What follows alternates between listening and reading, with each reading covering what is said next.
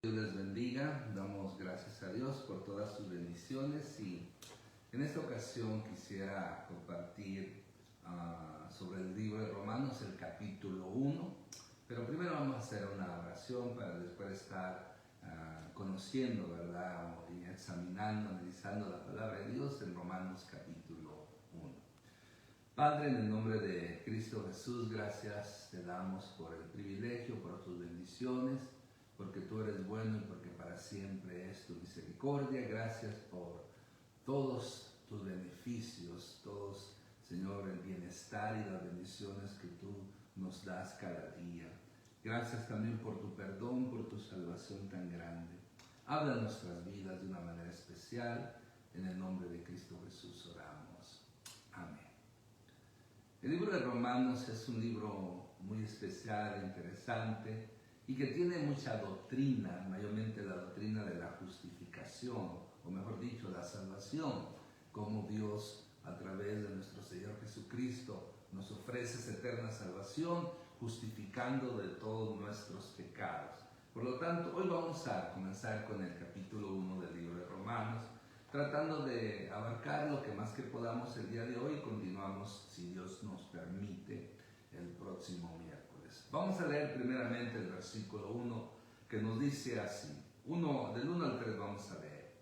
Pablo, siervo de Jesucristo, llamado a ser apóstol, apartado para el evangelio de Dios, que él había prometido antes por sus profetas en las santas escrituras, acerca de su Hijo, nuestro Señor Jesucristo, que era del linaje de David, según la carne. Versículo 4 seguimos, que fue declarado Hijo de Dios con poder según el Espíritu de Santidad por la resurrección de entre los muertos, y por quien recibimos la gracia y el apostolado para la obediencia a la fe en todas las naciones por amor de su nombre, entre las cuales estáis también vosotros, llamados a ser de Jesucristo, a todos los que estáis en Roma, amados de Dios, llamados a ser santos, gracia y paz a vosotros de Dios nuestro Padre y del Señor Jesucristo.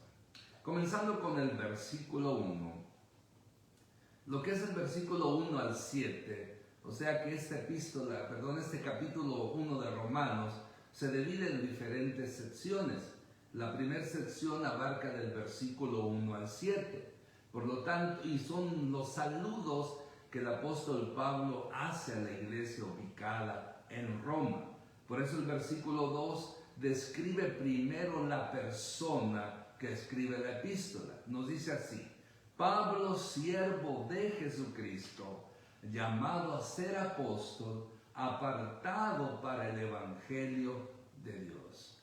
Aquí Pablo, su nombre se presenta solo, como en otras epístolas aparece Silas, aparece Timoteo, pero aquí solamente él se hace mención. Pero mire qué interesante que el apóstol primero se llama siervo de Jesucristo. No dice apóstol de Jesucristo primero, sino lo que va primero es lo que él se califica a sí mismo. Primeramente, él fue siervo de Jesucristo antes de ser apóstol. Aquí vemos que esto significa una instantánea y absoluta redención a Dios o rendirse a Dios.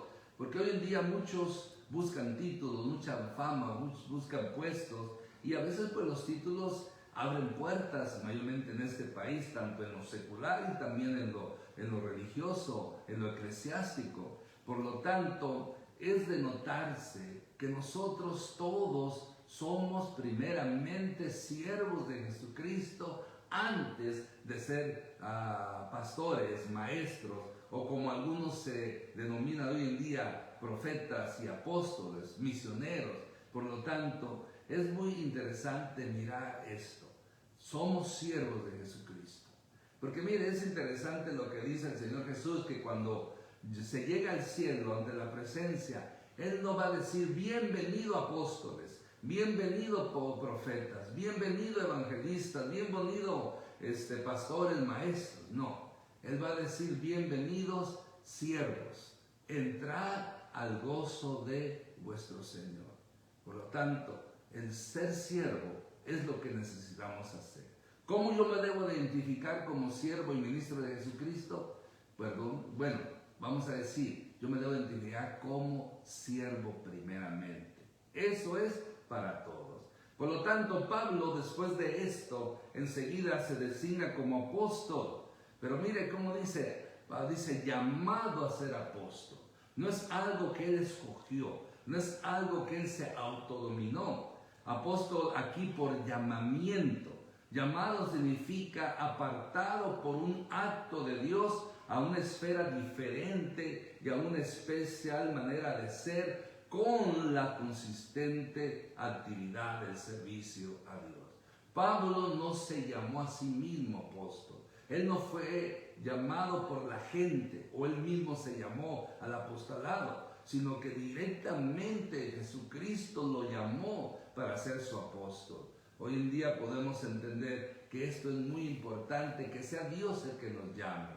Pero algo muy hermoso que dice, Pablo, siervo de Jesucristo, llamado a ser apóstol, apartado para el evangelio de Dios. O sea, separado para las buenas nuevas de Dios. Esta expresión se explica más detalladamente en Gálatas 1:15, cuando el mismo apóstol Pablo le escribe a los de Galacia: Dios me apartó desde el vientre de mi madre y me llamó por su gracia para revelar a su Hijo en mí, para que lo predicase entre los gentiles.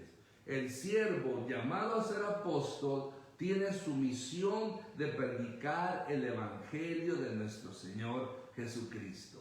Y allí todos aquellos que estamos en los asuntos de Dios, envueltos en el ministerio como pastores, como maestros, evangelistas, misioneros, todos los que predicamos la palabra de Dios, nuestro enfoque principal es que nuestra encomienda principal, la comisión principal que tenemos es predicar el evangelio de nuestro Señor Jesucristo, o sea, las buenas nuevas de salvación para salvación de aquellos que están en tinieblas, que están perdidos, para que sean alcanzados por el poder de Dios. Por eso Pablo se sentía un privilegiado, ya que Dios lo apartó, como dice Gálatas 1:15, desde el vientre de su madre. Dios lo escoge a él y lo llamó por su gracia para revelar a su Hijo, lo cual sucedió en el camino a Damasco, cuando Pablo iba con cartas de los principales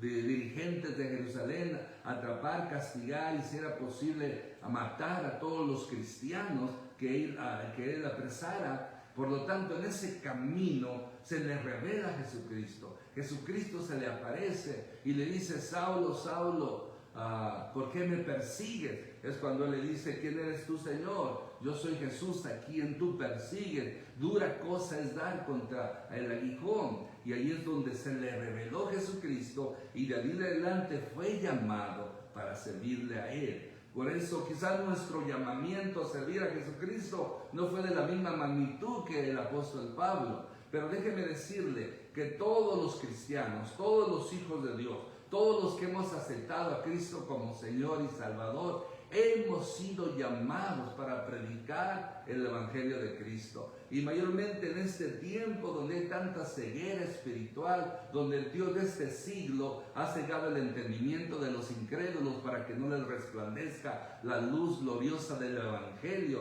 de nuestro Señor Jesucristo. Entonces todo cristiano tiene como responsabilidad, tenemos la responsabilidad de predicar las buenas nuevas de salvación. O sea, que Jesucristo no solamente es el Salvador que murió por nuestros pecados, resucitó, se sentó a la diestra de Dios Padre, sino que también es Dios el único Señor, el único camino al Padre. Esa es nuestra responsabilidad. Enseguida, los versículos siguientes, del versículo 2, podemos decir que hasta el versículo 4 en adelante, al hacer mención del Evangelio de Dios, hace una discreción para encaminar el Evangelio y declara primero su antigüedad. O sea que el Evangelio, aunque lo conocimos en el Nuevo Testamento, el Evangelio tiene una antigüedad, porque dice el versículo 2, que dice que Él había prometido antes por sus profetas en las Santas Escrituras, es decir, el Antiguo Testamento, con sus promesas, con sus tipos, con sus profecías directamente concernientes a su Hijo, tanto para Israel y así como todas las naciones. O sea que el Evangelio no era algo nuevo en el tiempo del Nuevo Testamento o cuando Cristo lo predicó, sino que ya era algo que venía anticipándose con una sombra en el Antiguo Testamento a través, como menciona, estos tipos, profecías, símbolos, que de una manera u otra Dios estaba preparando el escenario para cuando se revelara Jesucristo, la gente podría conocer este evangelio maravilloso, este evangelio que transforma vidas, que cambia, que restaura, que salva, que sana. Porque el evangelio habla de Jesucristo. El evangelio, las buenas nuevas, están centradas totalmente en la persona y en la obra de nuestro Señor Jesucristo. Por eso que todo aquel que oye el Evangelio, oye de Cristo. Todo aquel que acepta el Evangelio, acepta a Cristo. Y el resultado es salvación, sanidad, liberación y la promesa de la vida eterna. Gloria a Dios por ello. Ya el tema de todo, podemos decir que en este capítulo, lo vemos en el versículo 3 y 4 que nos dice acerca de su Hijo, nuestro Señor Jesucristo, que era del linaje de David según la carne.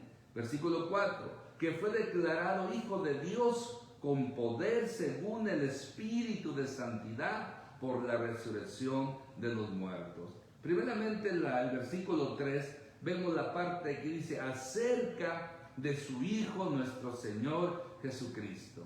Cuando hablamos acerca de Él, podemos mirar que Él murió por nuestros pecados de acuerdo con las Escrituras. Ese era el mensaje del Evangelio, que Cristo tenía que morir, que Cristo murió por nuestros pecados según la profecía, según las Escrituras, que fue sepultado, que se levantó al tercer día de acuerdo con las Escrituras y que apareció a varios testigos. Por lo tanto, acerca de su Hijo nuestro Señor Jesucristo, que murió, que fue sepultado, que resucitó con poder al tercer día, que apareció a varios testigos, que ascendió al cielo, se sentó a la diestra de Dios Padre. Por lo tanto, Él hoy en día, en el presente, Él salva, Él sana, Él liberta y bautiza y ha prometido volver otra vez. Ahora, ya sigue el versículo 3, acerca de su Hijo, nuestro Señor Jesucristo, que era del linaje de David según la carne, que fue declarado Hijo de Dios. Aquí tenemos dos cosas. Primero, Cristo como hombre según la carne y como tal cumpliendo las promesas de que sería del linaje de David. El pacto davídico, cuando Dios le hace un pacto a David de que de su simiente, o sea, de su reino no tendría fin, su reino sería eterno, pues está apuntando al Señor Jesucristo. O si nos vamos más atrás, cuando Dios prometió que de la simiente de la mujer iba a ser redimida el ser humano, o cuando Dios le habló a Abraham que de su simiente iban a ser benditas todas las naciones. Como dice el escritor de Hebreos, aún Pablo mismo también lo menciona en Romanos, de que no eran los descendientes de Sem a los que se le estaba aplicando, los descendientes de Abraham, según la carne, sino espiritualmente apuntaba a la simiente santa, a la simiente que era Jesucristo, porque Jesucristo, conforme al ser legalmente en carne y legalmente del descendiente de David, en él se cumplían las profecías de que él sería el Mesías, o él fue el Mesías que salvaría al mundo de sus pecados. Porque por las dos partes, tanto por su padre José adoptivo, aunque José no fue su padre biológico, pero por ley fue su padre adoptivo, por medio de él, porque José era descendiente de David, del rey David. y también su madre María era descendiente del rey David. O sea, por los dos lados se cumplió la promesa de que el Mesías iba a ser descendiente de David, aplicándosele a nuestro Señor Jesucristo, que por eso ahí se le atribuye este título. También dice, según la carne, que fue declarado Hijo de Dios con poder. Aquí vemos que en segundo, Cristo como Hijo de Dios, declarado así con el poder por su resurrección. Ya lo he dicho anteriormente, que cuando hablamos que a Jesús se le llama Hijo de Dios, no es el término común como nosotros podemos decir, yo soy hijo de Dios, no. En el Nuevo Testamento, cuando se le mencionaba a Jesús como Hijo de Dios, no era solamente la relación como normalmente hay entre un padre y un hijo, sino Hijo de Dios era semejante a Dios, igual a Dios, de la misma sustancia de Dios. Por lo tanto, el título que en la Biblia se le da a Jesús, Hijo de Dios, le está dando a entender, o está dando a entender, mejor dicho, que Él es Dios, que Él es igual, mejor dicho, Él es igual a Dios, la misma naturaleza, la misma deidad, la misma divinidad. Por lo tanto, eso tenía que suceder. Y a este Cristo, no solamente humano, sino también divino, era el que Pablo predicaba, era el que Pablo traía esperanza para el ser humano. Y es lo que nosotros hoy en día debemos declarar, debemos de predicar, que Cristo es la esperanza de este mundo, que Cristo es la esperanza para cualquier matrimonio, que Cristo es la esperanza para cualquier desahuciado, que Cristo es la esperanza para el que está abatido, que Cristo es la esperanza para el enlutado, que Cristo es la esperanza para el deprimido, para el que esté triste, que Cristo es la esperanza para aquel que no tiene ya salida. Jesús es la respuesta, Jesucristo es la solución, nosotros lo tenemos y por lo tanto debemos predicar, declarar, anunciar estas buenas nuevas, que en Cristo hay solución, que en Cristo hay poder, que en Cristo hay salvación, hay liberación, hay bautismo del Espíritu Santo. Por lo tanto, solo Cristo puede cambiar el corazón, solo Cristo puede dar la vida eterna, solo Cristo puede hacer maravillas en la vida de aquellos que con humildad creen en Él y se arrepienten de sus pecados y lo confiesan como Señor. A Él sea la gloria por los siglos de los siglos. Amén. Ya el versículo 5 y 6 vemos el fruto. Recordemos, ¿verdad?, para enlazar, al haber mención del Evangelio de Dios, hace una discreción para encaminar el Evangelio y declara, ya vimos su antigüedad, su tema, ahora vamos a considerar su fruto. Dice así el versículo 5 y 6. Y por quien recibimos la gracia y el apostolado, para la obediencia a la fe en todas las naciones por amor de su nombre, entre los cuales estáis también vosotros, llamados a ser de Jesucristo. Amén. Primero, y por quien recibimos la gracia, como dicen estos versículos, o la primera parte del versículo 5. Ante el verdadero servicio debe venir la gracia personal. Esa gracia que Pablo recibió afectaba tanto a su salvación personal como a su servicio, haciéndolo el más grande ejemplo del favor divino.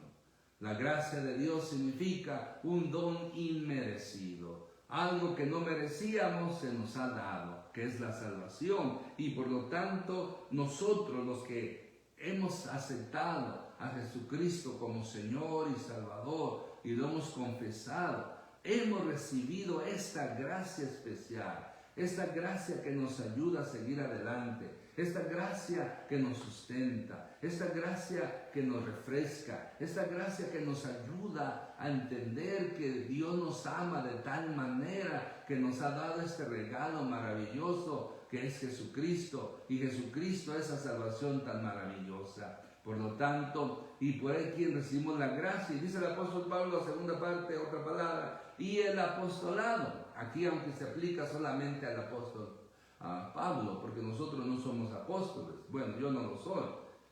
El apostolado Pablo, se caracterizó por él haber visto a Jesucristo, el Señor nuestro, y por las señales de un apóstol en potestad y en toda paciencia, en señales, prodigios y en maravilla. Esa era la prueba de quién era un apóstol.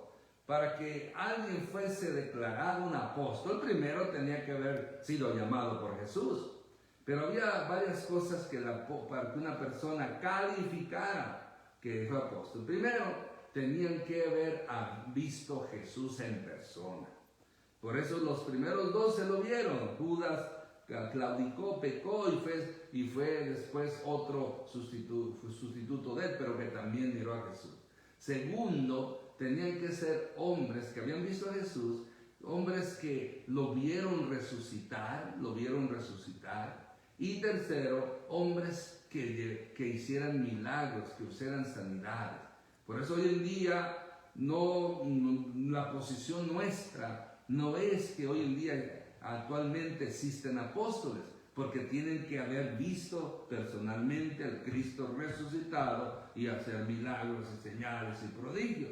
Hay muchos que se autodominan o la gente los llama apóstoles, pero podemos decir que esa es una posición muy difícil que hoy en día se cumpla. Por lo tanto, estos hombres, en vez de llevar títulos ostentosos o títulos prepotentes, mejor deberían de llamarse siervos de Jesucristo y servir a Jesucristo y servir a la gente, algo que también nosotros debemos de hacer. Tenemos que ser siervos de Jesucristo. Los títulos de nada sirven. A Dios no lo encandilan, a Dios no lo convencen, a Dios no lo mueven los títulos. A Dios lo que le mueve es un corazón humilde y contrito y humillado que le sirva a Él de corazón. Eso mueve a Dios, eso mueve el corazón de Dios. Sigue diciendo en el versículo 5 el apóstol: y por quien recibimos la gracia del apostolado para la obediencia a la fe en todas las naciones por amor a su nombre. Para obediencia a la fe en todas las naciones.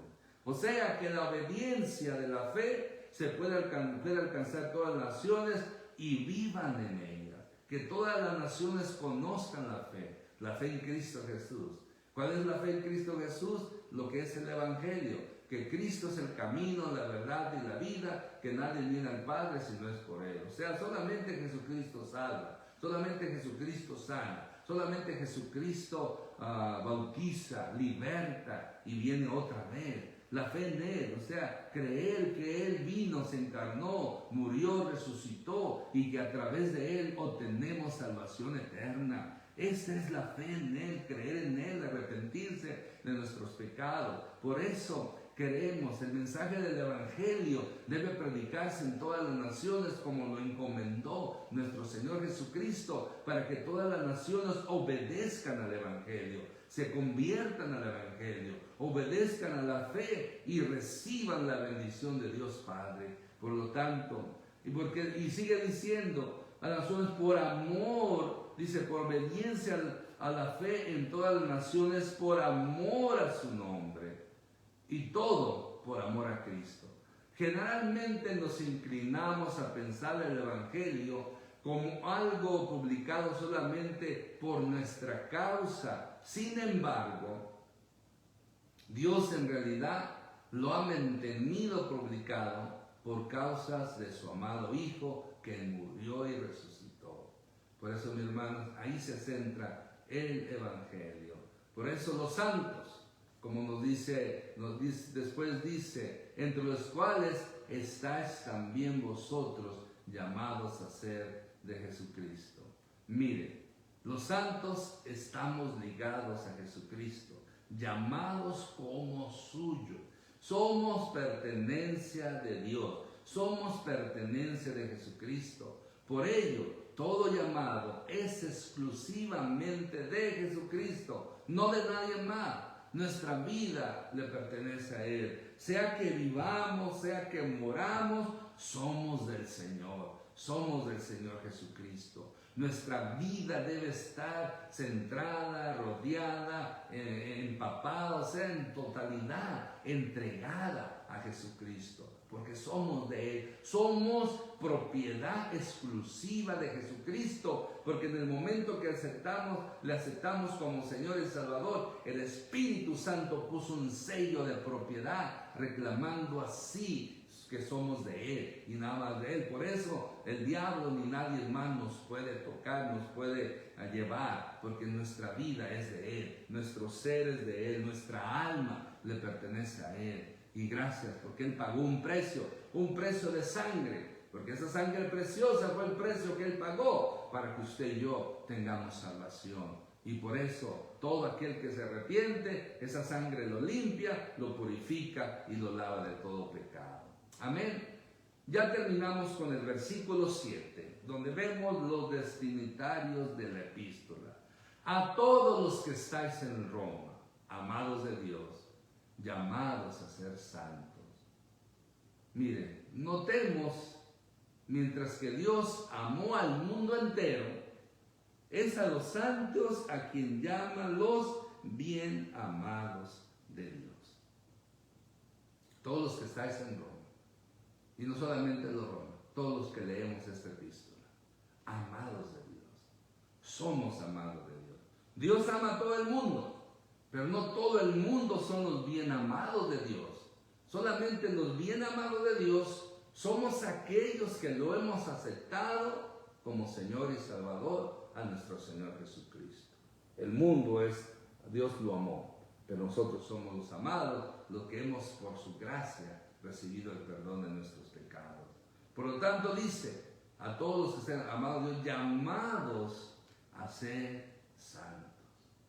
La santidad, como ya hemos mencionado en el pasado, y como principalmente la Biblia lo dice, la santidad es muy indispensable. Porque recordemos que sin santidad nadie verá al Señor. ¿Qué es vivir en santidad? Es estar apartado del pecado. Es vivir una vida santa, íntegra, justa, pura, y dejando todo deseo, todo vicio, todo lo malo, todas malas palabras, mal hablada, murmuración, crítica, destructiva, deseos de la carne, deseos de los ojos, vanaglorias de la vida. O sea, vivir en santidad es apartado del pecado y consagrados a Dios para agradarle día tras día. Y ya termina el versículo 7 con la bendición en forma de saludo o el saludo en forma de bendición. Dice la segunda parte del versículo 7. Gracia y paz a vosotros, de nuestro Padre y del Señor Jesucristo. Pablo emplea esta misma forma de salutación con mucha frecuencia, relacionando la gracia con la paz en su saludo apostólico para todos los santos a quienes escribe, como lo hace también el apóstol Pedro. Qué hermoso es saber que tenemos la gracia y la paz de Dios. Y no es esta gracia y paz de Dios dada por cualquier persona. No se consigue en un instituto, no se consigue en una denominación, no se consigue en una mega iglesia. La paz, la gracia y la paz se nos otorga, se nos da, como dice, gracia y paz a vosotros, de Dios nuestro Padre y del Señor Jesucristo. Es Dios Padre y el Señor Jesucristo que nos da de su gracia, que nos da de esa paz que necesitamos día tras día, esa paz para estar sosiegos, tranquilos y no perder el control, no estar en desesperación, en preocupación, en afanes de esta vida, sino que podamos descansar y esperar en Él. Como nos dice el Salmos 37:4, deleítate a sí mismo en Jehová y Él concederá las peticiones de tu corazón. Por lo tanto, es importante que la gracia y la paz de Dios sea con todos nosotros. Y como este saludo, también nosotros podamos desear a la gente la gracia y la paz de Dios. Por eso, mi hermano, mi hermana, tenemos que predicar el Evangelio. Hay poder en el Evangelio de Cristo. Tenemos las mejores noticias del universo. Buenas noticias de salvación, de sanidad, de liberación, las cuales también tenemos que anunciar y predicar a aquellos que lo necesitan. Y nos despedimos diciendo así: que la gracia y la paz del Dios nuestro Padre y del Señor Jesucristo sea con ustedes. Amén. Vamos a orar. Padre, gracias te damos por todas tus bendiciones, porque tú eres bueno. En este momento yo te agradezco porque sin ti, Señor, nada soy, sin ti nada tengo. Gracias por tu palabra que es bendita. Gracias por este evangelio maravilloso. Gracias por el privilegio de haber sido llamado a la salvación, como así también al servirte a ti. Ahora yo oro, Padre Celestial, por todos los que escuchan este mensaje y lo estarán escuchando después. Yo oro, Padre Celestial, para que tú hagas una obra en sus vidas. Cualquier necesidad, problema, situación negativa que se encuentre, oramos, Padre Santo, rogamos que tu misericordia se manifieste y tú te glorifiques en la vida de mi hermano, de mi hermana, dependiendo su necesidad, dependiendo su situación. Gracias te damos por todas tus bendiciones. No hay Dios tan grande como tú. Gracias por esa paz infinita. Gracias por tu gracia, que ese don inmerecido, que quiero, Señor, que mis hermanos sigan experimentando día tras día. Y también oramos por aquellos que no tienen tu gracia, tu paz, para que puedan obtenerla aceptando a Cristo como Señor y Salvador. Oramos por la salvación de las almas perdidas.